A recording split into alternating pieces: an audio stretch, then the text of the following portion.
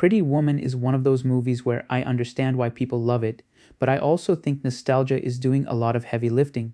It's charming. It has two very likable stars, and it moves along easily enough. But underneath all of that, the script is weak, and the movie tells you where it's going so early that the ending barely feels like an ending.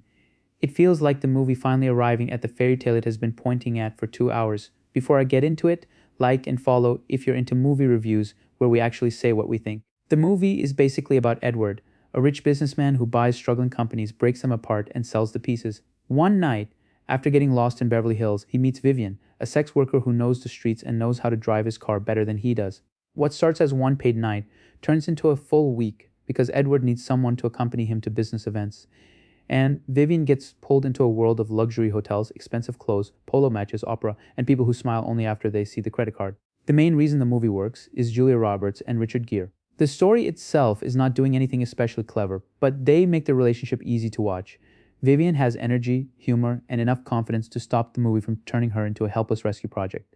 Edward is cold and controlled, but Gere gives him just enough softness that you can believe Vivian is getting through to him. Without that chemistry, this would feel like a very expensive fantasy written on a napkin. And there are fun moments. Vivian correcting Edward on how to drive the Lotus immediately gives her something over him.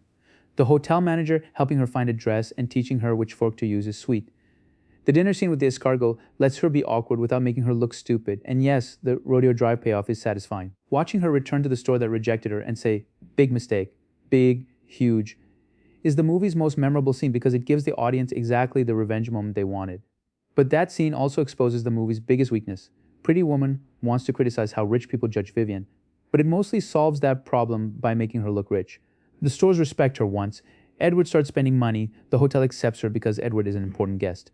People tolerate her once she has the dress, the manners, and the jewelry. The movie acts like it is proving Vivian always had value, but half the time it is really proving that expensive clothes make rude people behave better. That does not ruin the movie, but it makes the message shallow. Vivian does grow, and I like that she rejects Edward's offer of an apartment and money when she realizes it is still another arrangement built around what works for him. She finally stops accepting a nicer version of the same deal. She wants an actual life, not a luxury waiting room. The problem is that the movie never trusts that idea enough to let it stand.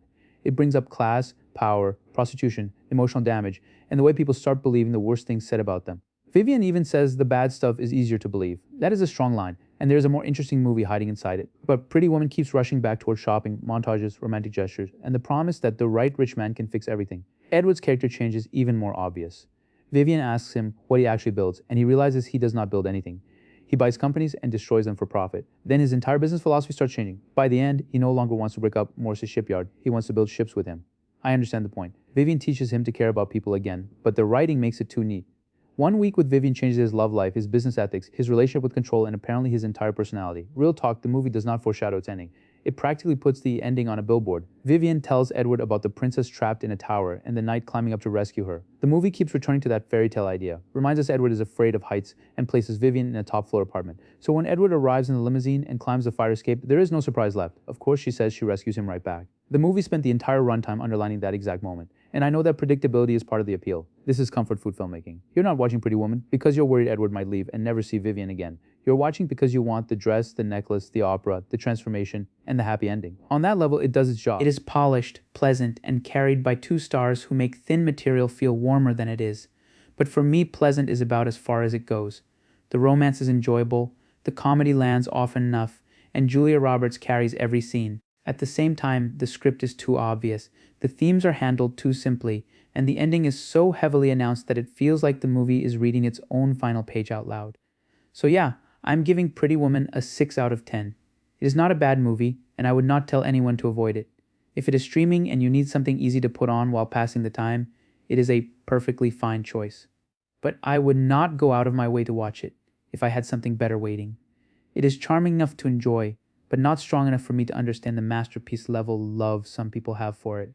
Do you think Pretty Woman still holds up, or is most of its reputation built on Julia Roberts, Richard Gere, and nostalgia? Let me know and follow for more movie reviews.